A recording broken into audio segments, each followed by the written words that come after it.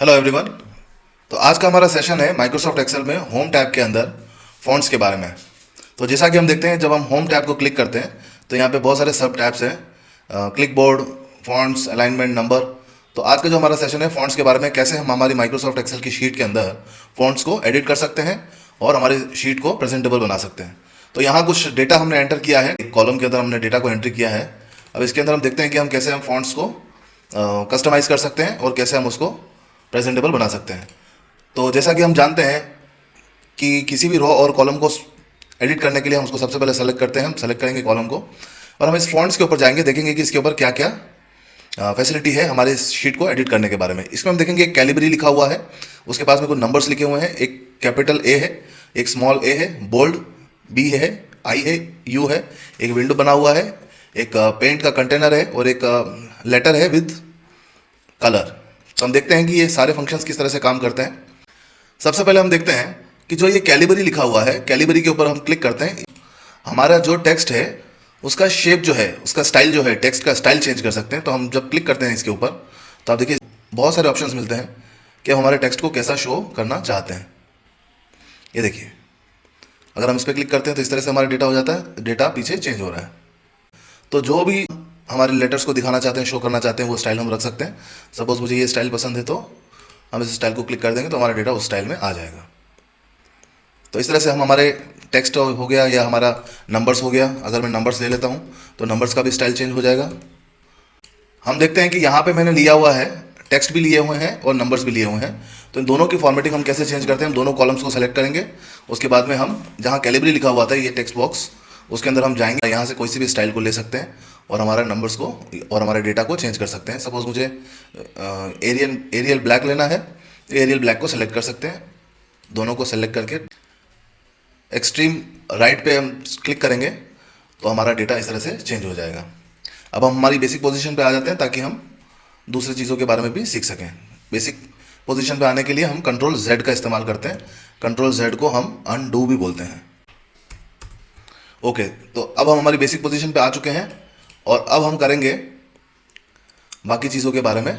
ये देखिए, जहाँ पे एक नंबर लिखा हुआ है 11 का मतलब यहाँ है कि हमारे टेक्स्ट का और हमारे नंबर्स का हम साइज़ इंक्रीज़ कर सकते हैं। सपोज हमको 16 रखना है, 14 रखना है, तो यहाँ से हम हमारे टेक्स्ट की साइज़ को इंक्रीज़ कर सकते हैं। यहाँ से सपोज 22 साइज़ रखना है तो 22 रख सकते हैं। हम देखेंगे कि हमारा साइज़ जो है वो इंक्रीज़ हो चुका है।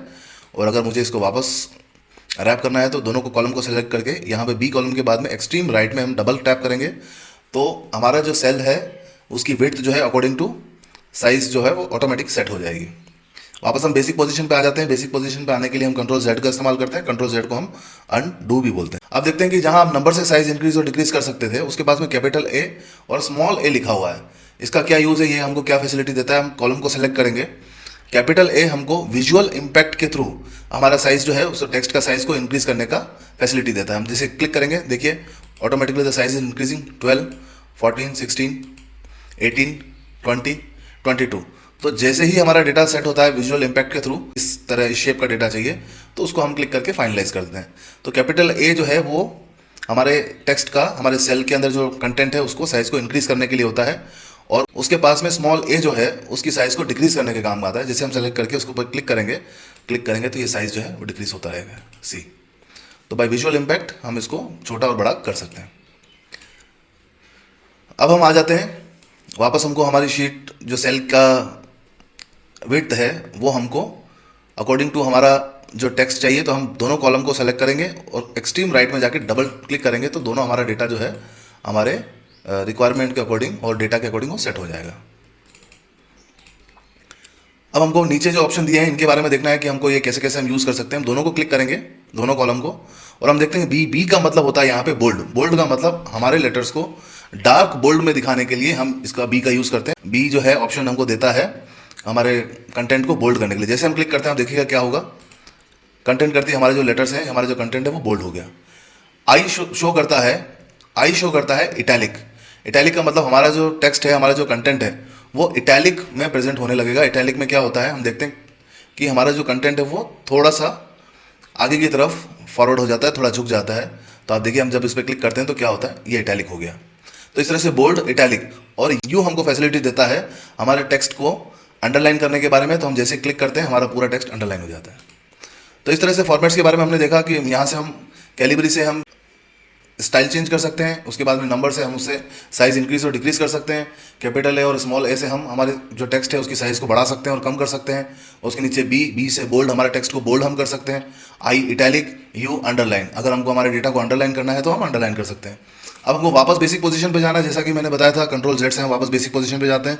तो control Z and control Z. तो अब हम हमारी बेसिक पोजीशन पे आ चुके हैं। अब हम देखते हैं कि आगे हम कौन कौन से फैसिलिटी इसके अंदर से फॉन्ट्स के अंदर से यूज़ करने वाले हैं। तो हम वापस हमारे कॉलम को सेलेक्ट करेंगे। हम यहाँ देखेंगे कि विंडो टाइप का एक बॉक्स बना हुआ है, इसको हम क्लिक करते हैं तो यहाँ पे आता है बॉटम बॉर्डर, यानी कि ये जो विंडो है यहाँ से हम हमारे जो सेल्स है, हमारी जो माइक्रोसॉफ्ट एक्सेल की शीट है, हम उसमें बॉर्डर्स को अप्लाई कर सकते हैं। तो जैसे हम उसको क्लिक करते हैं ये हमको बहुत सारे ऑप्शन देते हैं, bottom border, top border, left right no border, all borders, outside borders, इस तरह से बहुत सारे हमको मल्टीपल ऑप्शंस देते हैं जो कि हम उसको अप्लाई करके हमारे जो सेल्स हैं उसको हम बॉर्डर अप्लाई कर सकते हैं। तो ऑल बॉर्डर्स एक बार मैं अप्लाई करके दिखाता हूँ कि क्या इसका रिजल्ट होता है। ऑल बॉर्डर्स को क्लिक करेंगे तो ये देखिए इसका ये प्रेजेंटेशन होता है कि हमारा जो पूरा शीट है उसके ऊपर ऑल बॉर्डर्स आ जाता है, लेफ्ट राइट टॉप बॉटम चारों साइड से आ जाता है। अब हम एक और ऑपरेशन इसको अप्लाई करके देखते हैं। वापस हम बेसिक पोजीशन पे आ जाते हैं, control Z control Z control Z. अब हमें मेरे डेटा को आउटसाइड एक थिक बॉर्डर चाहिए, तो हम जिस भी रेंज को सेलेक्ट करेंगे उसी रेंज के ऊपर आउटसाइड जो थिक बॉर्डर जो है वो अप्लाई होगा। तो सपोज हमारा ये डेटा है उसमें मुझे आउटसाइड थिक बॉर्डर चाहिए, तो ये रेंज हमने सेलेक्ट कर लिया। उसके बाद हम उसी विंडो पे जाएंगे और आउटसाइड थिक बॉर्डर्स को क्लिक करेंगे।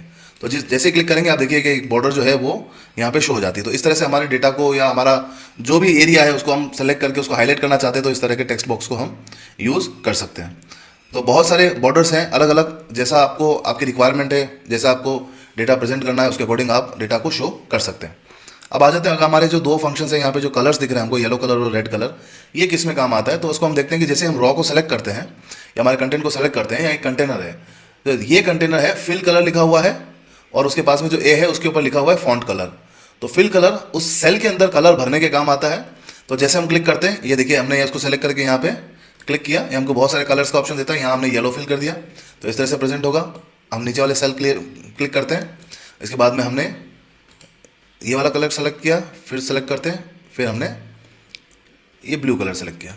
तो इस तरह से हमारी शीट के अंदर किसी भी डेटा को अगर हम हाईलाइट करना चाहते हैं तो इस तरह से हम उन सेल्स को हम कलर्स कर सकते हैं। वो ऑप्शन के लिए ये जो कंटेनर लिखा है, इस कंटेनर से आप याद रख सकते हैं कि कंटेनर से पूरी सेल जो है वो फिल हो जाती है और ए के साथ में जो कलर है उससे फॉन्ट कलर चेंज होता है, यानी कि सेल के अंदर कलर तो वही रहेगा और फॉन्ट चेंज हो जाएगा।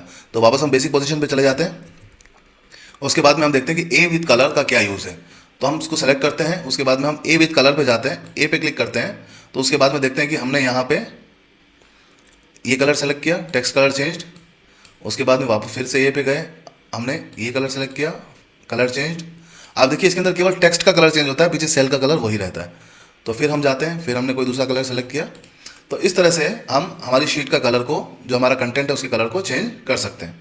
और अगर हमको पूरा शीट का एक साथ सबका कलर चेंज करना है तो हम पूरे कॉलम को सेलेक्ट करके और एक टेक्स्ट का कलर हम चेंज कर सकते हैं, जो भी हमको चाहिए कलर। या देखिए आप जैसे भी जिस भी कलर पर जाएंगे वो कलर चेंज होगा। तो हमें जो भी कलर चाहिए हमारी रिक्वायरमेंट के अकॉर्डिंग उस कलर को हम चेंज कर सकते हैं। सपोज मुझे ये वाला कलर चाहिए तो हम ये वाले कलर को क्लिक कर सकते हैं। तो आप देख लीजिए ऑटोमेटिकली पूरे टेक्स्ट का कलर चेंज हो गया। अब एक ऑप्शन और मैं इसके साथ जोड़ देता हूँ कि मैं सेल का कलर भी फिल करूँगा और टेक्स्ट का कलर भी चेंज करूँगा। तो मैं वापस से कॉलम सेलेक्ट कर देता हूँ। पहले हम कलर फिल कर लेते हैं। अगर फिलिंग के लिए कभी भी आपके पास ऑप्शन आता है तो आपको क्या करना है, लाइट कलर फिल करना है और टेक्स्ट का कलर डार्क करना है। तो सपोज मैं यहाँ पे ये लाइट कलर को क्लिक कर लेता हूँ, तो देखिए मेरा सेल जो है वो पूरा लाइट कलर हो गया है। अब मुझे इस पूरे कॉलम को सेलेक्ट करके मेरे टेक्स्ट का कलर चेंज करना है। तो मैं देखता हूँ कि इसी कलर कॉम्बिनेशन में हम डार्क कलर वाला टेक्स्ट यूज़ करते हैं। तो कलर कॉम्बिनेशन आपकी रिक्वायरमेंट है, वैसे आप यूज़ कर सकते हैं रिक्वायरमेंट और फ्लेक्सिबिलिटी के अकॉर्डिंग। वापस हम बेसिक पोजीशन पे आ जाते हैं। तो बॉर्डर्स के बारे में जो हमने बताया कि बॉर्डर्स क्यों ज़रूरी है, कि जब हम एक्सेल शीट का प्रिंट आउट लेते हैं तो यहाँ पर नो बॉर्डर होने की वजह से जब भी आपका इस एक्सेल शीट का प्रिंट आउट आएगा तो साइड में बॉर्डर्स नहीं आएंगी। पीछे जो ये चारों साइड में जो लाइंस दिख रही हैं आपको वो नहीं आएगा, केवल डेटा आएगा जब हम प्रिंट आउट लेंगे। लेकिन हमको चाहिए कि हम एक सिस्टमेटिक वे में उसको सेल्स भी उसके अंदर दिखे, तो उसके लिए आपको आउटसाइड बॉर्डर्स जो है वो लगाना पड़ेगा। उसके लिए ऑल बॉर्डर्स आपको अप्लाई करना पड़ेगा। इसके बाद अगर आप प्रिंट आउट लेंगे तो आपके प्रिंट आउट में ये चारों बॉर्डर्स आएंगी, वरना ये चारों बॉर्डर्स नहीं आएंगी। तो आज हमने सीखा माइक्रोसॉफ्ट एक्सेल में होम टैब में फॉन्ट्स के बारे में, कैसे उसको एडिट कर सकते हैं और कैसे हम उसको हमारी शीट्स को प्रेजेंटेबल बना सकते हैं। आप इसका प्रैक्टिस कीजिए। अगर कोई कन्फ्यूजन है तो गेट बैक टू अस, हम आपका कन्फ्यूजन को रिजॉल्व करने की कोशिश करेंगे। Thank you.